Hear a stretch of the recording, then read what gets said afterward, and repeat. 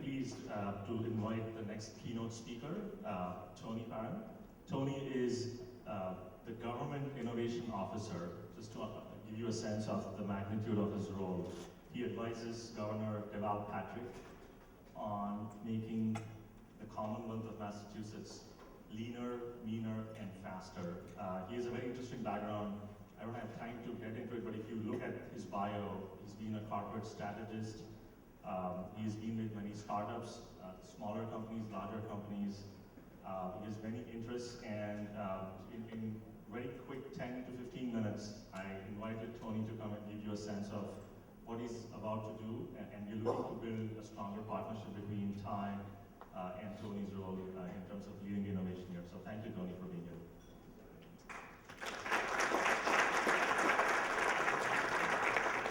Good morning to everyone. It's a pleasure to be here. So I would suggest to you that my presentation will be very different from those that you will hear throughout the rest of this conference, and perhaps those that you've heard previously, particularly in the context of entrepreneurship, because I'm not focusing on entrepreneurship per se.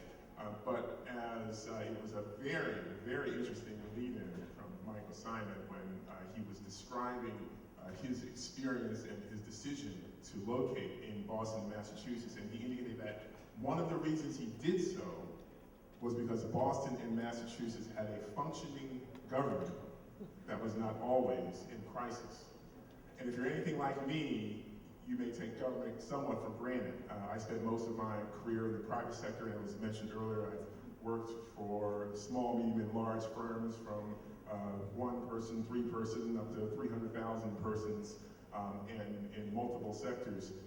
But this interesting opportunity came to work as the government's innovation officer for the Commonwealth, which some might say, that's an oxymoron, government and innovation. But I'm going to spend about 7 minutes in prepared remarks just to set the context, and then we can move into perhaps some interesting dialogues. So if we talk about innovation in the Commonwealth, the Patrick Murray administration has been continually pursuing innovation in state government to improve service delivery to residents and to save taxpayers money. We've made significant strides, and the governor's fiscal year 14 budget proposal continues to find innovative management and service delivery models. And here are some of the ways in which the Patrick Murray administration is changing the way government provides services. In public school education, the administration has awarded over $930,000 for innovation schools, which use inventive strategies and creative approaches to education.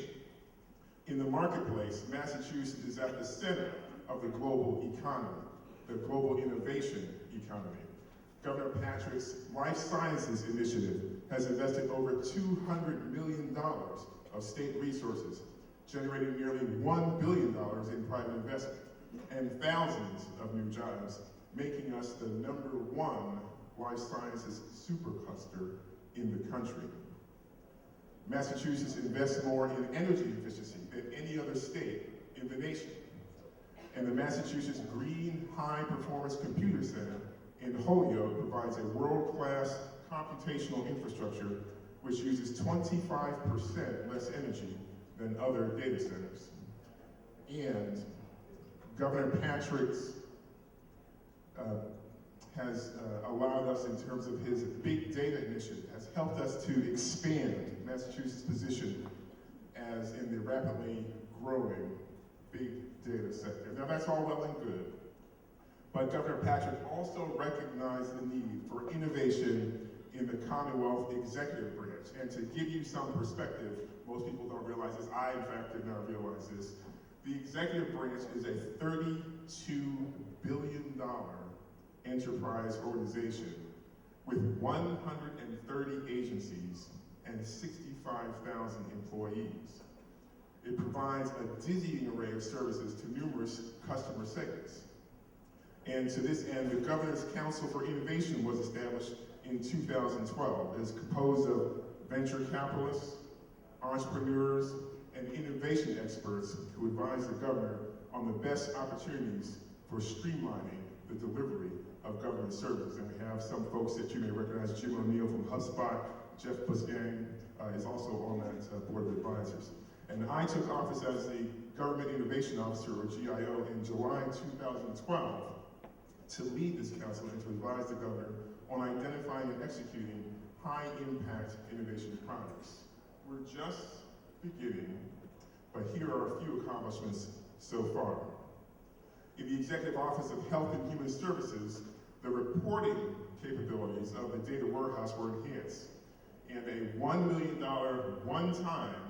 one-time investment will result in increased federal reimbursements to the state of $7 million per year. The Community Innovation Challenge Grant Program, or CIC grants, has incented creativity at the local level, awarding over $6 million to 54 projects across the Commonwealth. One of these CIC grant-funded projects, called Commonwealth Citizens Connect, will provide a smartphone application which is customized for up to 46 Massachusetts municipalities this year, allowing 2.5 million residents to easily report and track various service requests, such as potholes, graffiti, and streetlight outages. Usage of the state's website, mass.gov, has increased significantly and is now at about 4 million visits per month. However, mobile usage of the website has increased even faster and now represents about 18% of all visits.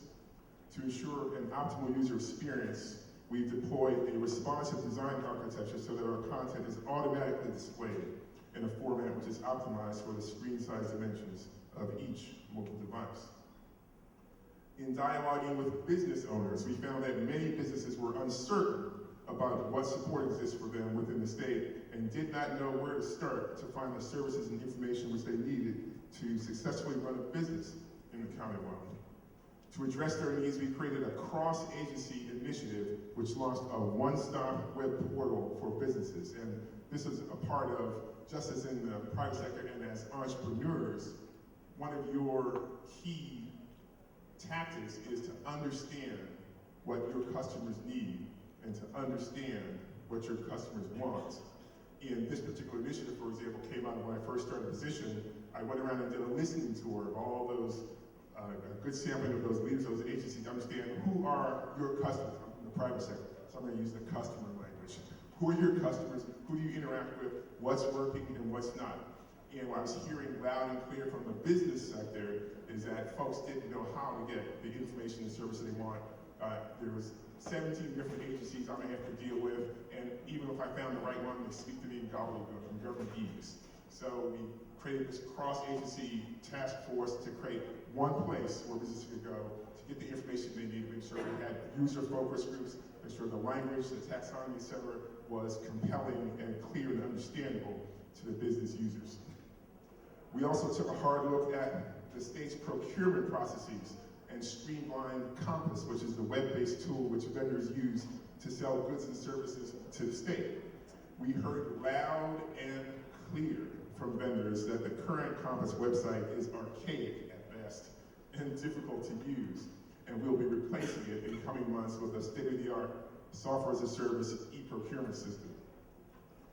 The e-citation project will eliminate paper forms used by most Massachusetts police departments to issue traffic citations, a favorite topic of all of us, replacing them with an electronic system.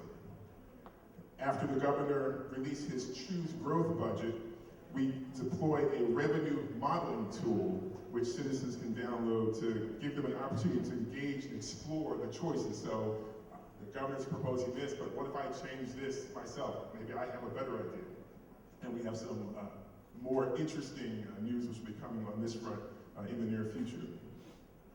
We also have a variety of open data activities which are going on. Our open checkbook website provides the public with easily understandable information regarding state government spending and had over 1.2 million views in 2012.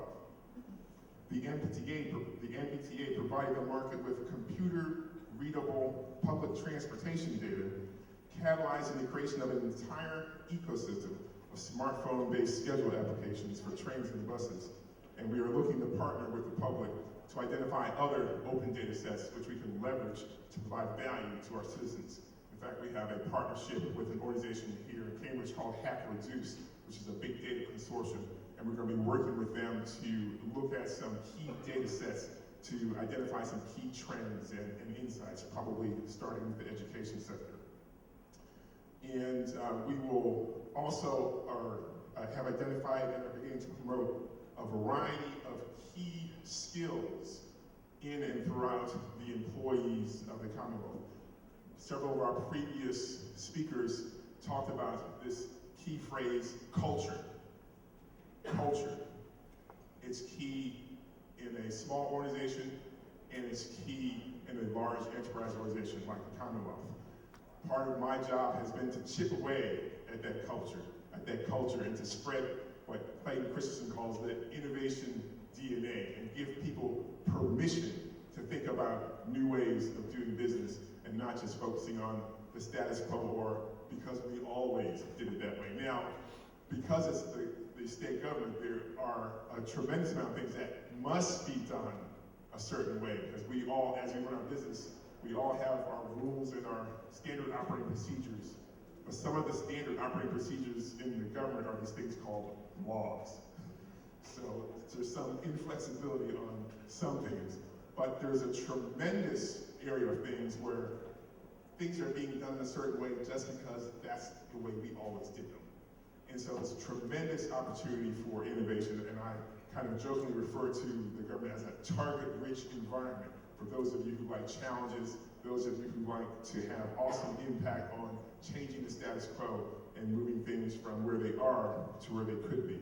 In fact, we are examining the creation of an innovation fellowship or a digital mentor program where innovation rock stars, like some of the people that are on my team and some of the people in this room, can help to facilitate and join us on our mission to reinvent government. We will also be deploying a innovation crowdsourcing tool, which will facilitate the collection of innovative suggestions and project proposals, and will help us to spread that innovation DNA. When Logmein was talked about the fact that he had a platform that helped his business grow. And this web-based innovation crowdsourcing tool will be a platform which we are hoping to leverage, so it's not just dependent on Tony Parham and a few folks on Tony Parham's team being the thread to really change the culture, but we will have a tool which will be deployed across the government where folks can put in their ideas. There will be a leaderboard concept so folks can see the ideas which are there, see which ones are getting the most tractions, provide comments, provide feedback, thumbs up, thumbs down, etc. And that will help to give permission to innovate and give visibility to the innovative thoughts. And so we have a few accomplishments, as I've mentioned, but we have much more to do, and we look forward to partnering with you to implement continuous innovation for a more productive Commonwealth. And I'd be happy to entertain comments and questions which folks might have.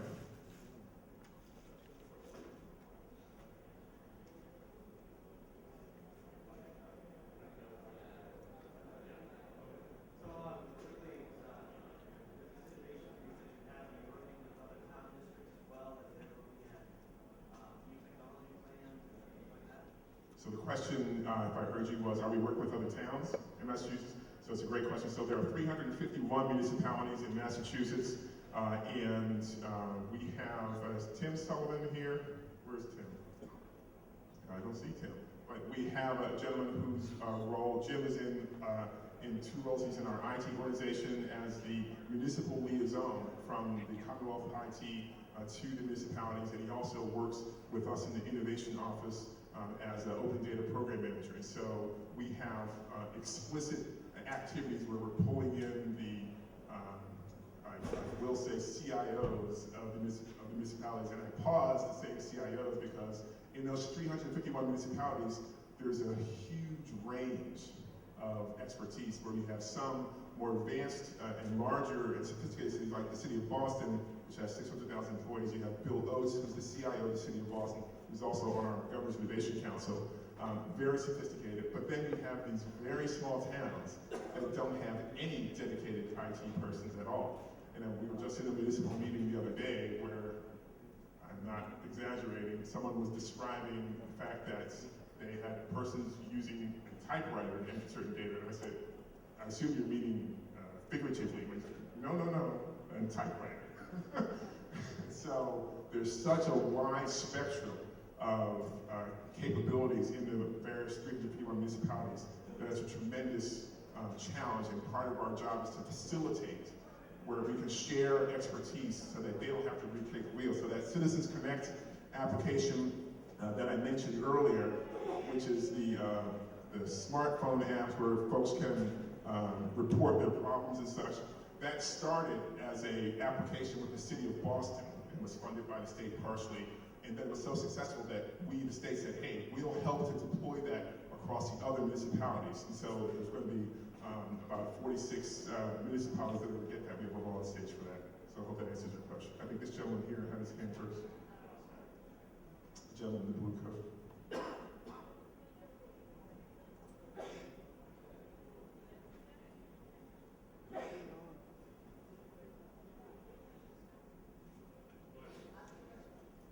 Speak loud, just yell.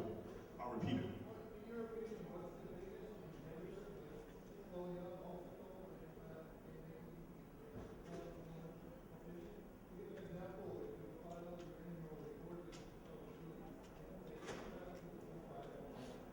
So the question is, what are the biggest inhibitors to making the government more efficient? And he gave the example of filing your annual report online, which, interestingly, there's a fee to file it online versus filing manually is less expensive.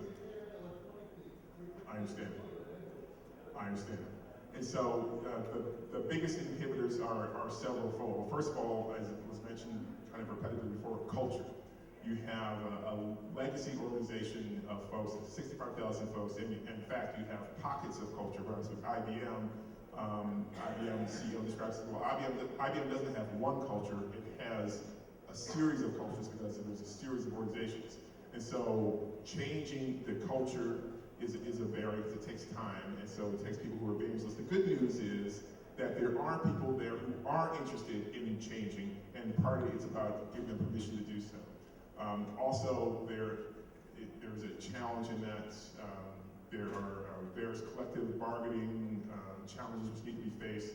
And then there's also the fact that structurally, government as a whole in some places was designed to move more slowly, because you have to get an intersection and agreement between the legislative branch and the executive branch and so forth. And so some aspects of the culture are designed to move slowly so that you have some stability, as was mentioned earlier. So there's a lot of challenges. But just because there's challenges doesn't mean that we cannot have success, and we are moving forward step by step and changing the culture.